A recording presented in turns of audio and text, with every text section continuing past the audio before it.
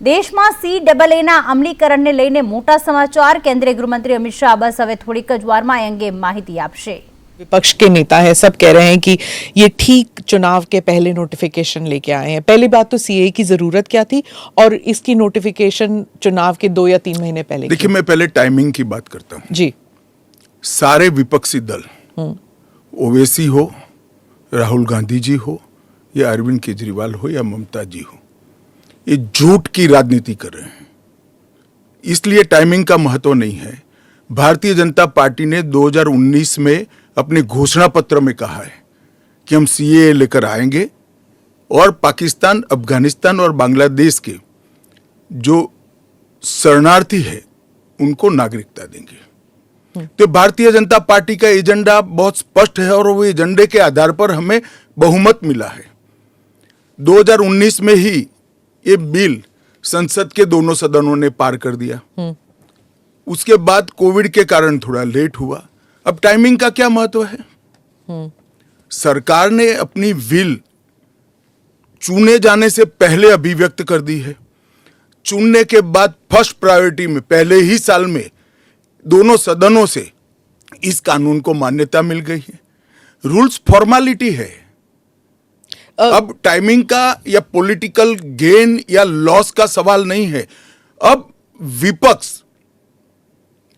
तुष्टीकरण की राजनीति कर कर, एपीसमेंट की पॉलिटिक्स कर कर वोट बैंक को कंसोलिडेट करना चाहता है।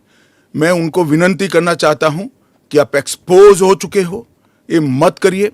पूरे देश की जनता जानती है कि सीएए इस देश का कानून है और ये 4 साल में मैं कम से कम 41 बार बोला हूं कि ये होगा, चुनाव के पहले होगा। अब क्या मतलब है टाइमिंग का सवाल करने का? तो इतने साल तो हुआ नहीं ना, 2019 के बाद अब हुआ है। स्मिता जी, मुझे एक बात बताइए, wheel of legislator, wheel of government bill से प्रकट होता है या रूल से प्रकट होता है? ऑब्वियसली बिल से। रूल व्यवस्था करता है, जो करने में पहले कोविड के कारण और बाकी सारे पॉलिटिकल इश्यूज के कारण लेट हुआ। मगर कब से नागरिकता मिलेगी? तो 2014 के पहले से। वो थंब रूल वहीं का वहीं है। आज क्या फर्क पड़ गया है बताइए? कोई फर्क नहीं पड़ा है।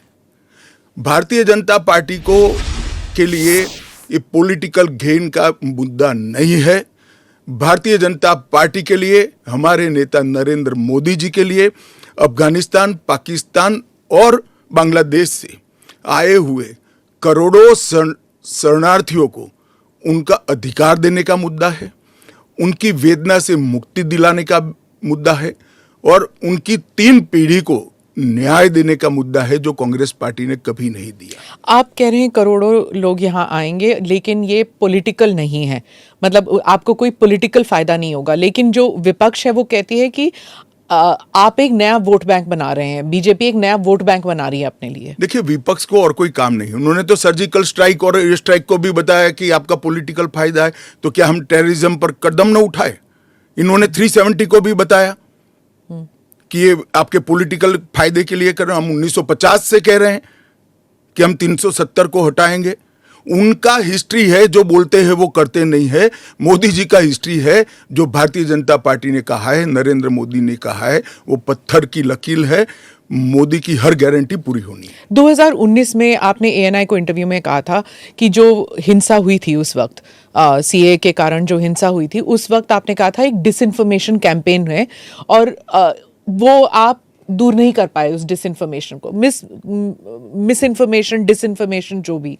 इस बार क्या पार्टी जो है या सरकार जो है उसको अलग कर पाई है? स्मिता जी, दरमियान में मैंने कहा 41 टाइम, 41 बार अलग अलग मंचों से इसके बारे में मैंने डिटेल बात करी है कि इस देश के अल्पसंख्यक माइनॉरिटीज या तो किसी और व्यक्ति को डरने की जरूरत नहीं है, क्योंकि सीएए में किसी की नागरिकता लेने का प्रावधान ही नहीं है। सीएए सिर्फ और सिर्फ 3 देश, अफगानिस्तान, पाकिस्तान और बांग्लादेश से हिंदू, सिख, बौद्ध, क्रिश्चियन और पारसी, जो जैन और पारसी शरणार्थी आए हैं, इनको उनका अधिकार देने का कानून है, नागरिकता देने का कानून है, जिससे इनके जीवन की वेदनाओं को हम कम कर पाए। मैं बाकी रिलीजन्स के बारे में बाद में आती हूँ, पहले मुसलमान समुदाय के बारे में बात करते हैं, क्योंकि चाहे ओवैसी साहब हों, चाहे ममता बनर्जी हों, और फिर बहुत से विदेशी मीडिया जो है वो भी कह रही है it's an anti Muslim law, because आप मुसलमानों को नहीं शामिल कर रहे हैं, तो वो क्राइटेरिया ही है कि मुसलमान नहीं होने चाहिए। ऐसा नहीं है। आप इस लॉ को आइसोलेशन में नहीं दे सकते। इस देश का एक इतिहास है। 15 अगस्त 1947 को देश का विभाजन हो गया। देश 3 हिस्सों में बंट गया। वो बैकग्राउंड है। भारतीय जनसंघ, भारतीय जनता पार्टी हमेशा विभाजन का विरोध किया।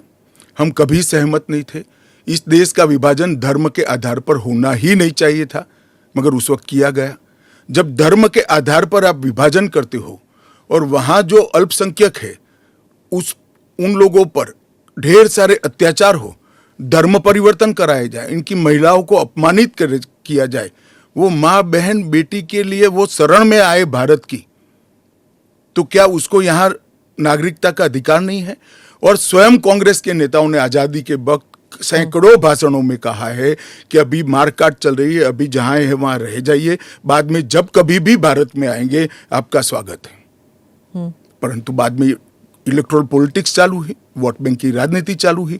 अपीसमेंट के कारण वो वादा कांग्रेस पार्टी ने कभी पूरा नहीं किया जो आज नरेंद्र मोदी पूरा कर रहे हैं। सर, जो बाकी समुदाय, बाकी जो रिलीजन्स हैं, चाहे हिंदूज हैं, जैन हैं, बुद्ध हैं, सिख हैं, उन सबको तो मैं मानती हूँ, ठीक है, देवर रिलीजन्स बॉर्न इन इंडिया। नहीं, आंकड़े पर पारसी और अगर आप पारसी और ईसाइयों को ला सकते हैं, वो जो रिलीजन्स है, they were not born in India, तो अगर आप पारसी और ईसाइयों को ला सकते हैं तो मुसलमानों को क्यों नहीं? देखिए, मुस्लिम आबादी के लिए ही वो हिस्सा आज भारत का भाग नहीं है। वो भूमि इसीलिए दे दी गई थी। फिर तो हर देश से अव्यवस्था से जो आना चाहिए, इसके लिए भारत के दरवाजे खोल लो। भारत कहां बचता है? अखंड भारत के जो लोग हिस्सा थे और जिन पर धार्मिक प्रताड़ना हुई है, उसको शरण देना मैं मानता हूं हमारी नैतिक जिम्मेदारी है और हमारी कॉन्स्टिट्यूशनल रिस्पॉन्सिबिलिटी। और स्मिता जी, आप आंकड़े की गहराई में जाइए। जब विभाजन हुआ तब पाकिस्तान में 23% हिंदू थे, हिंदू और सिख थे। आज 3.7% बच गए। कहां गए सारे? इतने सारे तो यहां आए नहीं। धर्म परिवर्तन हुआ, अपमानित किया गया, दोयम दर्जे के नागरिक के नाते इनको रखा गया। कहां जाएंगे ये लोग? क्या देश इसका विचार नहीं करेगा? देश की पार्लियामेंट इसका विचार नहीं करेगी? देश की पॉलिटिकल पार्टियों ने इनका विचार नहीं करना चाहिए? इसमें अहमदी मैं है, बांग्लादेश बलोच भी है। मैं बांग्लादेश की बात करता हूं जी। 1951 में हिंदुओं का प्रतिशत 22% था। मैं 51 की बात कर रहा हूं। बांग्लादेश की 51 के आंकड़े ऊपर हमारे पास है। 2011 की जनगणना में वो 10% रह गए। कहां गए वो लोग? अफगानिस्तान 1992 के पूर्व, मैं 92 के आंकड़े मेरे पास लगभग 2 लाख सिख और हिंदू थे और आज करीब 500 बच गए। क्या इन लोगों को अपनी बिलीफ से जीने का अधिकार नहीं है? वो जब भारत एक था तब हमारे ही थे, हमारे ही भाई है, हमारी ही बहनें हैं, हमारी ही माता है। अगर यही थ्योरी को आप अपना लो तो पार्टीशन के बाद इतने सारे शरणार्थियों को क्यों लिया? उसका भी तर्क नहीं है फिर तो वही मैं पूछूंगी कि आपने कहा कि धर्म के आधार पर दूसरा मुल्क बना, पर वहां पर शिया और अहमदी, बलोच, ये भी तो प्रताड़ित है वहां पर। देखिए, वो प्रताड़ना आंकड़ों के आधार पर इतनी सिद्ध नहीं की जाती और पूरी दुनिया में सारा ब्लॉक मुस्लिम ब्लॉक माना जाता है। आप मेरी बात समझ कर चलिए। और शिया, अहमदिया वो तो छोड़िए, मुसलमान को भी अधिकार है यहाँ एप्लीकेशन करने का। हमारे संविधान ने रास्ता खोला है वो एप्लीकेशन कर रेफ्यूजी के तौर पर। ना, रेफ्यूजी के तौर पर नहीं, नागरिकता लेने के लिए अप्लाई कर सकते हैं। भारत सरकार इनकी भारत की सुरक्षा और भारत की बाकी सारी चीजों को देखते हुए उसका निर्णय करेगी। अच्छा, तो एक रास्ता council या किसी कुछ- के लिए बंद नहीं है। अच्छा। ये स्पेशल एक्ट इसलिए बनाया है कि ये किसी भी वैध डॉक्यूमेंट के बगैर शरण में आए हैं, बॉर्डर क्रॉस कर कर आ गए हैं। तो अब आपने पोर्टल भी खोल दिया है, उसमें वो सारे डिटेल्स करेंगे। वो पोर्टल सुरक्षित है, और अगर किसी के पास दस्तावेज नहीं है तो क्या अब वो ना नागरिक है, ना माइग्रेंट है, ना रेफ्यूजी है, क्या बन जाते हैं? देखिए, मैं आपको बताता हूं, जिनके पास दस्तावेज नहीं है इसका रास्ता हम बाद में ढूंढेंगे, परंतु जिनके पास दस्तावेज है वो मेरे एक रफ अंदाज से 85% से ज्यादा है। और कितनी देर लगेगी, क्योंकि उन्हें एक ओथ भी लेना पड़ेगा? हमने वो कोई सब- समय मर्यादा नहीं रखी है। अच्छा। आराम से सब लोग एप्लीकेशन करें। मैं सबको अपील करता हूं, आप आराम से करिए। ये एप्लीकेशन देश की सभी भाषाओं में है। आपकी भाषा में आप डाउनलोड कर सकते हो, एप्लीकेशन कर सकते हो, और आपकी समय की अनुकूलता से भारत सरकार आपको इंटरव्यू के लिए बुलाएगी और डॉक्यूमेंट की ऑडिट के लिए बुलाएगी। और वो फेस टू फेस इंटरव्यू होगा या फिर या फेस टू फेस होगा। Face to face? Original document लेकर आना पड़ेगा। और अगर वो सेकंड जनरेशन रेफ्यूजीज है, मतलब अगर उनके बच्चे हो गए हिंदुस्तान में, 15 अगस्त 1947 से लेकर 31 दिसंबर 2014 तक जो भी आए हैं वो और उनके बच्चों का भारत में स्वागत है। ठीक। मैं आपके आलोचक के जो कमेंट्स हैं उनको पढ़ती हूँ, और आप बताइए। जो दिल्ली के चीफ मिनिस्टर हैं वो कहते हैं, वो सवाल उठा रहे हैं। उन्होंने कहा कि ये जो अंधाधुंध लोग आएंगे, बीजेपी उन्हें नागरिकता देगी, उससे थेफ्ट, रॉबरीज, रेप बढ़ जाएगा। दिल्ली के मुख्यमंत्री अपने भ्रष्टाचार के उजागर होने से अपना आपा खो बैठे हैं। उनको मालूम नहीं है कि ये सारे लोग आ चुके हैं, आज भारत में ही रह रहे हैं। सिर्फ इनको अधिकार नहीं मिला है, वो अधिकार देने की बात है। 2014 तक जो आ गए इनको नागरिकता देनी है। और इतनी ही चिंता है तो वो क्यों बांग्लादेशी घुसपैठियों की बात नहीं करते हैं, रोहिंग्यास का विरोध क्यों नहीं करते हैं? क्योंकि वो वोट बैंक की पॉलिटिक्स कर रहे हैं।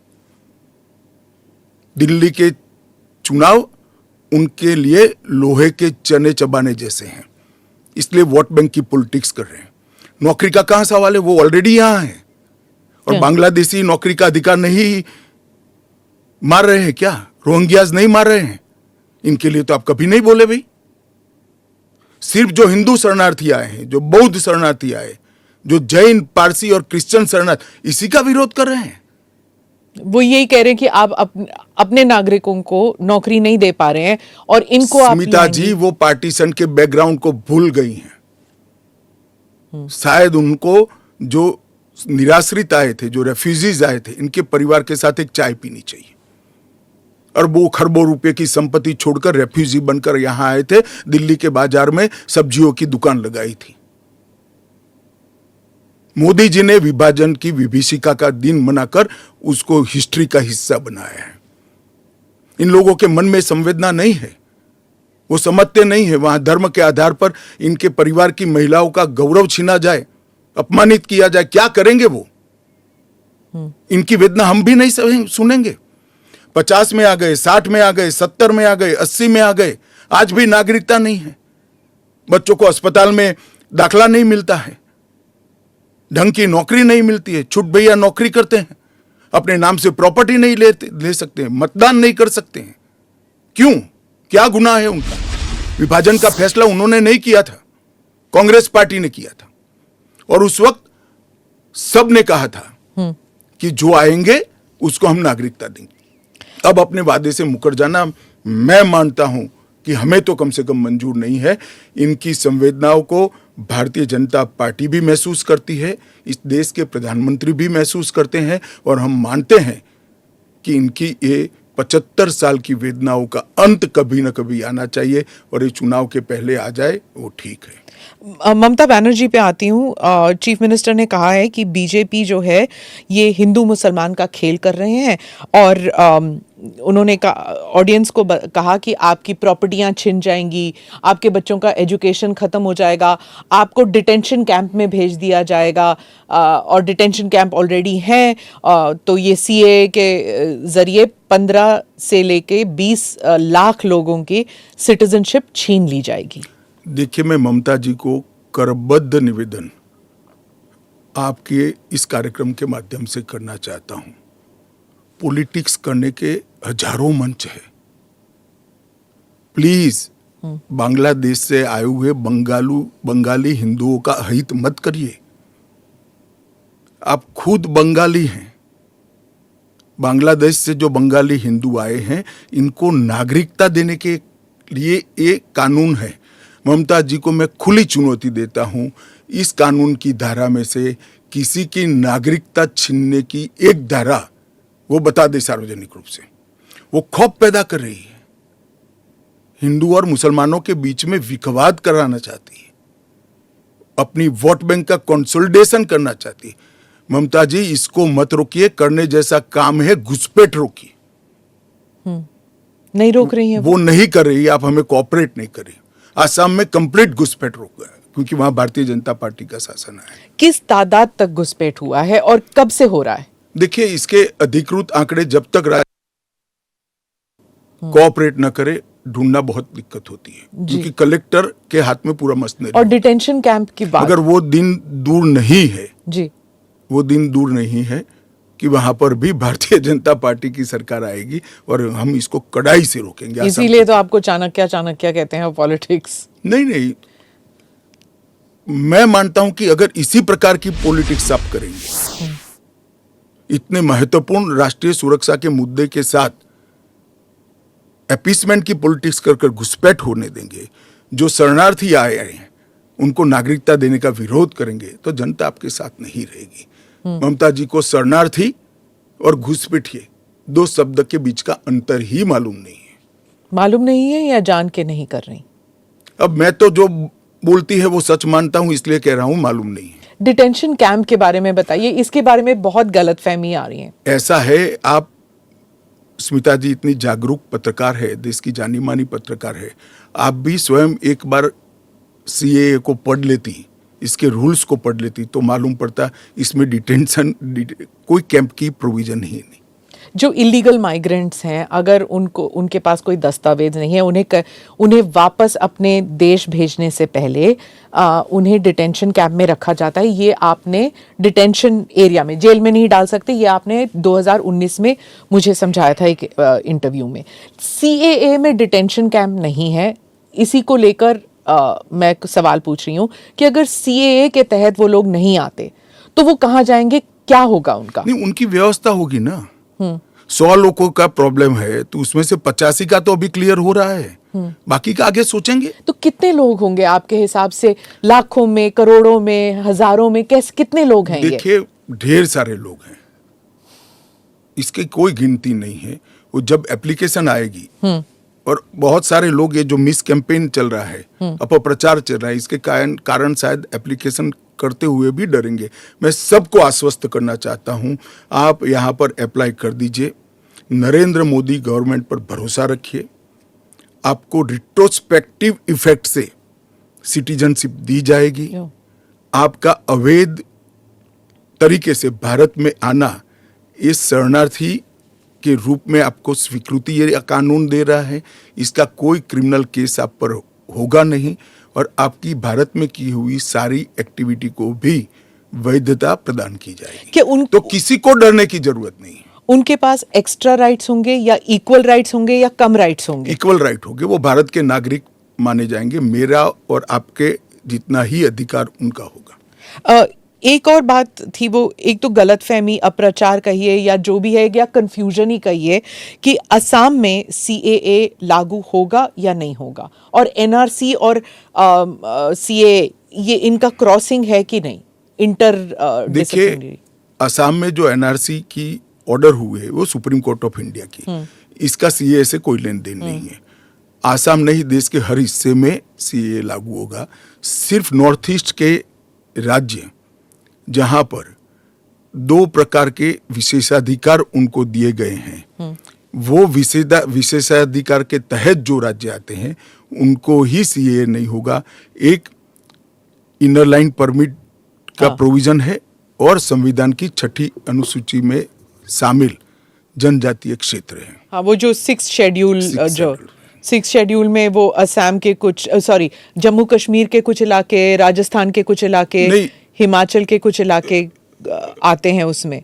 वहाँ नहीं लागू होगा, बाकी सब जगह लागू हो जाएगा। पर लोग नहीं जानते ना, क्योंकि कुछ साल वो यहाँ हैं, कुछ साल, और जो ट्राइबल इलाके हैं उनका जो कॉम्पोजिशन है वो बदलेगा नहीं सीए की वजह से, जरा भी नहीं बदलेगा। ट्राइबल कॉम्पोजिशन और उनके अधिकार को हम जरा भी डाइल्यूट नहीं कर रहे हैं। हमने एक्ट में ही प्रोविजन कर दिया है कि जहां पर भी इनर लाइन परमिट है और जहां संविधान की 6ठी सूची में जो क्षेत्र शामिल किए गए हैं, इन पर वहां पर सीएए नहीं लागू होगा और वहां के एड्रेस वाला एप्लीकेशन भी ऐप में अपलोड ही नहीं होता है। तो लागू होने का सवाल ही नहीं आता है। और एक्ट में ही प्रोविजन है, मगर हमने एप्लीकेशन में भी वो एरिया को एक्सक्लूड कर दिया है। कोई अप्लाई करेगा भी वो वहां से तो नहीं, ऐप ही नहीं खुलेगा। पर वो कहीं और जाके अप्लाई कर सकता है तो वो भारत के नागरिक तो बन ही सकते हैं। हाँ, अच्छा, ओके। वो संविधान की 6ठी अनुसूची में सुरक्षित क्षेत्रों के नागरिक नहीं बन सकते। इनर लाइन परमिट से सुरक्षित क्षेत्रों के नागरिक नहीं बन सकते। वो भारत के नागरिक बन ही सकते हैं। आपने कहा हर जगह लागू होगा। केरल, तमिलनाडु, पश्चिम बंगाल, इन तीनों राज्यों ने कहा है कि हम यहाँ पर लागू नहीं होने देंगे। क्या उनके पास ये अधिकार है कि वो लागू नहीं करने देंगे? वो भी समझ रहे हैं कि उनको अधिकार नहीं है। हमारे संविधान के अनुच्छेद 11 में संसद ने नागरिकता के बारे में कानून बनाने का अधिकार केवल और केवल भारत की संसद को दिया गया है। एक केंद्र का विषय है, केंद्र और राज्यों का साझा विषय नहीं है। तो नागरिकता के बारे में कानून और कानून का इम्प्लीमेंटेशन, वो दोनों हमारे संविधान की 246/1 अनुच्छेद के माध्यम से इसको शेड्यूल 7 में डाला गया है, जो केंद्र की, इसकी तमाम शक्तियां केंद्र को दी गई है। पर जैसे वेरिफिकेशन वगैरह है, पूरा जो ग्राउंड पे तो चेकिंग होगी ना, वो सब तो स्टेट गवर्नमेंट ही करेंगे। क्या वेरीफाई करना है? सिर्फ पोर्टल के थ्रू? वो तो इंटरव्यू में लेकर आएंगे कि मैं बांग्लादेश से आया हूं, देखिए मेरा पुराना डॉक्यूमेंट है। और वो राज्य में नहीं होगा इंटरव्यू? इंटरव्यू राज्य में भी हो सकता है, भारत सरकार करेगी। तो कोऑपरेशन की जरूरत नहीं है, क्योंकि ये करना ही होगा। मैं मानता हूं चुनाव के बाद सब कोऑपरेट करेंगे। ये पॉलिटिक्स के लिए गलत प्रचार कर रहे हैं, अपीसमेंट की पॉलिटिक्स। और क्या यहाँ मतलब बांग्लादेश, अफगानिस्तान, पाकिस्तान के जो शरणार्थी हैं, क्या वो तमिलनाडु में गए हैं? वहां पर मतलब स्टालिन इसको इतना बड़ा, भाई मैं कोई पॉसिबिलिटी छोड़ना नहीं चाहता। एक भी है तो उसको नागरिकता देंगे। जी। जयराम रमेश, कांग्रेस के नेता, ने कहा है कि ये अनकॉन्स्टिट्यूशनल है। शशि थरूर कहते हैं कि अगर कांग्रेस जीत जाती है इलेक्शन या इंडिया अलायंस जीत जाती है तो ये सीएए को रिपील कर दिया जाएगा। क्या कहेंगे आप? देखिए, उनको भी मालूम है कि इंडिया अलायंस सत्ता में नहीं आना है। मैं आज आपके चैनल पर कहना चाहता हूं, सीएए के कानून को भारतीय जनता पार्टी की सरकार लाई है, नरेंद्र मोदी सरकार लाई है। इसको रिपील करना असंभव है। हम पूरे देश को जागरूक करेंगे और रिपील करने वालों को कहीं पर स्थान ही न मिले, इसी स्थिति होगी। और जहां तक असंवैधानिक होने का सवाल है, वो आर्टिकल अनुच्छेद 14 का हवाला देते हैं।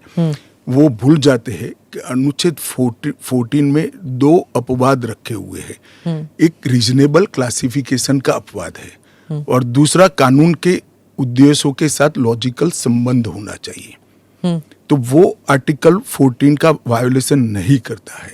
इसमें रीजनेबल क्लासिफिकेशन बहुत स्पष्ट है कि जिन लोगों पर भारत के पुराने हिस्सों में आज वो विभाजन के कारण देश से कटे हैं, अफगानिस्तान, पाकिस्तान और बांग्लादेश में, जिन लोगों पर धार्मिक प्रताड़ना होने के कारण जो भारत की शरण में आए हैं, उसके लिए एक कानून है।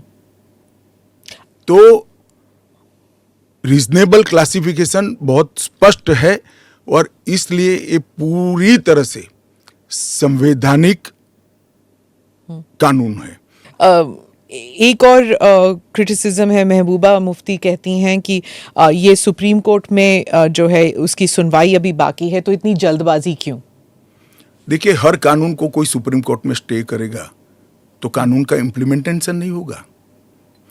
सुप्रीम कोर्ट के सामने न्याय मांगने के लिए जाना और सुप्रीम कोर्ट ने स्टे देना दो अलग बात है। इस कानून पर सुप्रीम कोर्ट का कोई स्टे नहीं है।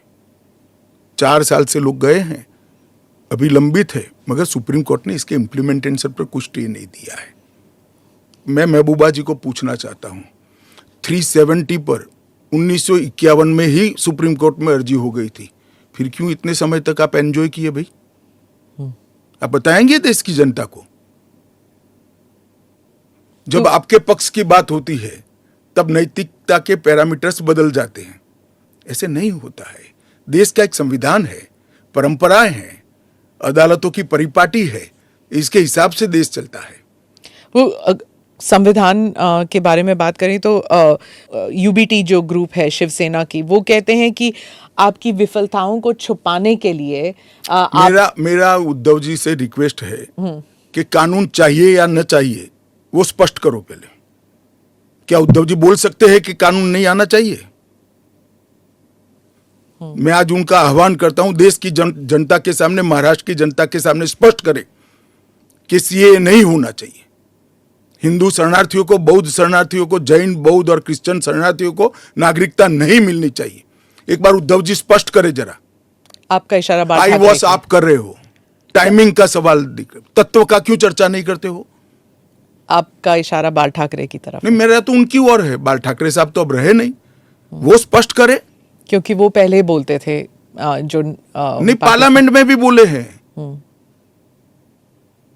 अब उनको अल्पसंख्यकों के वोट चाहिए, एपीसमेंट की पॉलिटिक्स इसलिए आज उद्धव ठाकरे कर रहे हैं, हम नहीं कर रहे।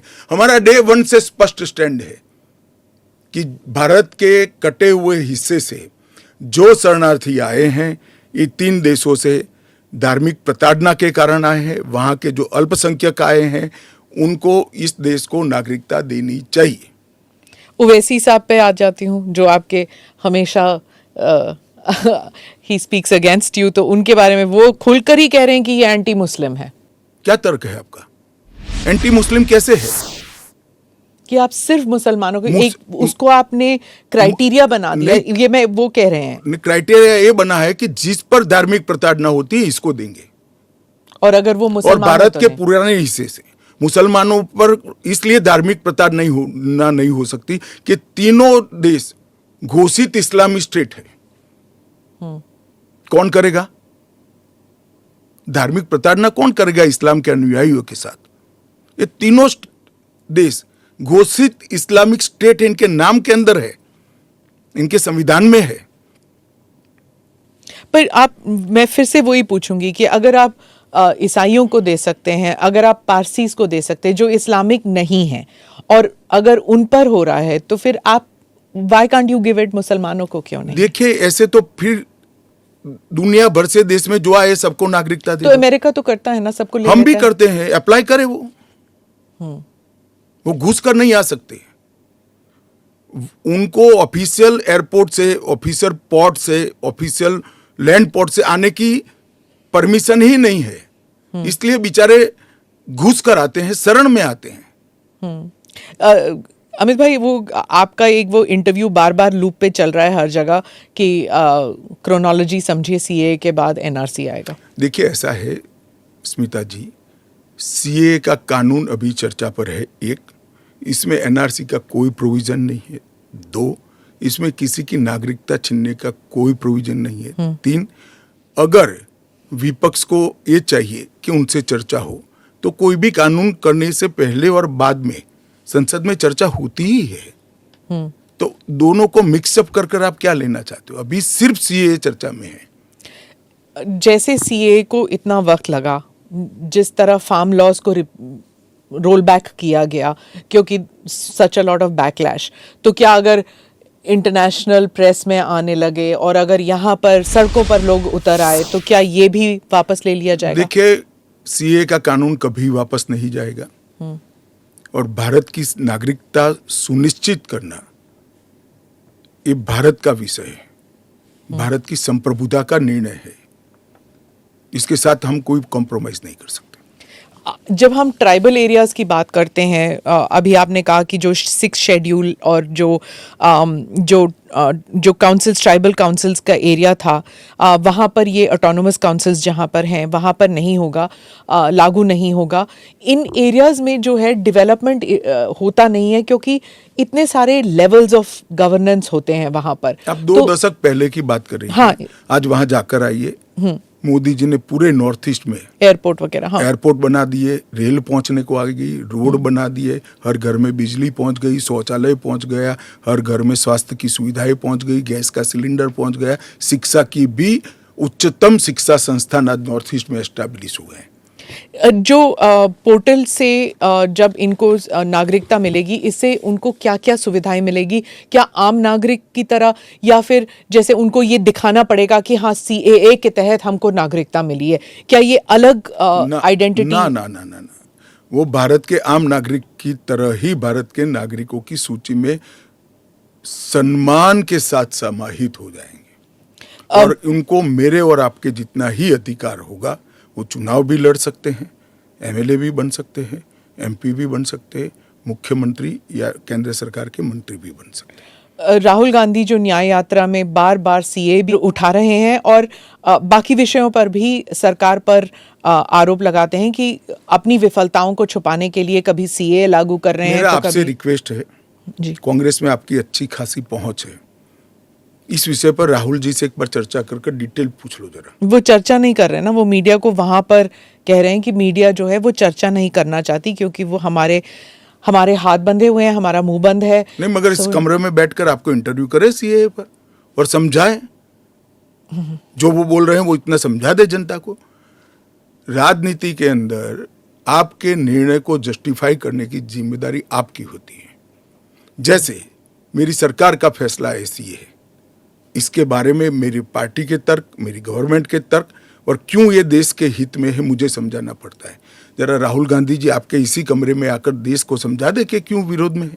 आप कहते हैं कि ये राजनीतिक नहीं है, लेकिन आपके जो राजनीतिक स्पीचेस हैं, तेलंगाना में आपने कहा, जब आप अपने वायदे गिनते हैं कि ये वायदे हमने पूरे किए, तो सीए भी उसमें है, तो इसमें राजनीतिक कहाँ से हो गया? तो फिर आपके तो वायदे हमारा एक वादा था कि देश के अर्थतंत्र को सुधारेंगे, तो क्या अर्थतंत्र मत सुधारो, पॉलिटिक्स कर रहे हो। फिर राजनीतिक कहां से हो गया? हम मानते हैं सीए देश के हित में है, इनका अधिकार है, इसलिए हमने दिया है। पॉलिटिक्स कहां से? वो भी कहना देना चाहिए। अगर राजनीतिक फायदा है तो उनको कौन रोक रहा है? पर सीए पे तो बहस हुआ नहीं ना, वो बात पास हो गया, उसके बाद पास कैसे हो गया? पार्लियामेंट में पूरी बहस करी हमने। तो अगर 400 सीट आते तो क्या वो फुल लाइसेंस हो जाता है कि आपके हिसाब से कि जनता ने कहा कि हमने आपको 400 सीट दी है, अब आप जो भी देश हित में समझे वो करते जाइए। ऐसे लाइसेंस जिन्होंने उपयोग करे, हमने तो कभी नहीं करे। हमने तो जनता ने जब जब आशीर्वाद दिया बड़ी जिम्मेदारी के साथ देश चलाया, चाहे अटल जी हो चाहे नरेंद्र भाई। इंदिरा गांधी ने एक बार लाइसेंस का दुरुपयोग किया था और फिर स्वयं चुनाव हार गई थी। तो इसका भी मैकेनिज्म पड़ा है ना। जो लाइसेंस का दुरुपयोग करेगा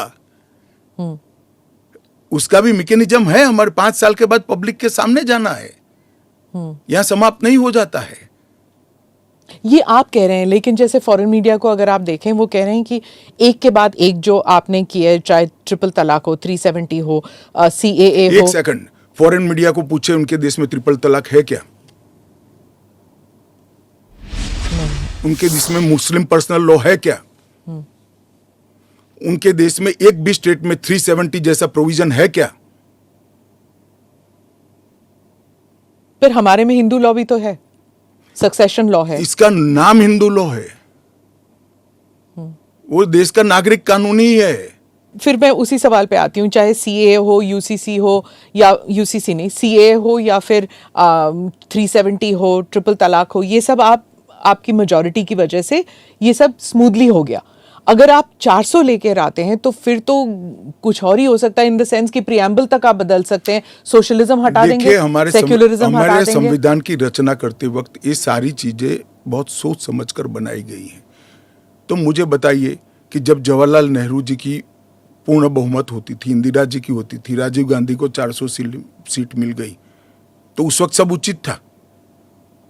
नहीं था ना, इसीलिए तो उन्हें हटा दिया गया। तो हम भी नहीं करेंगे, उचित नहीं करेंगे, हम संयम नहीं रखेंगे, सेल्फ डिसिप्लिन नहीं रखेंगे, तो हमें भी बदल देंगे। ये तो कोई तर्क नहीं हुआ। देखिए नरेंद्र मोदी के पास, इस देश के प्रधानमंत्री के पास 10 साल का ए ग्रेड पास्ट रिकॉर्ड है और 25 साल का प्लानिंग है। 25 और साल 25 साल Total. का प्लानिंग उन्होंने बनाया है कि 15 अगस्त 2047 को भारत पूर्ण विकसित भारत होगा। और उन्होंने पहली बार सरकार की मदद से नहीं, देश के 130 करोड़ लोगों को आह्वान लेकर संकल्प करा है कि सभी लोग जुटे, और ये 25 साल भारत को महान बनाने के 25 साल है।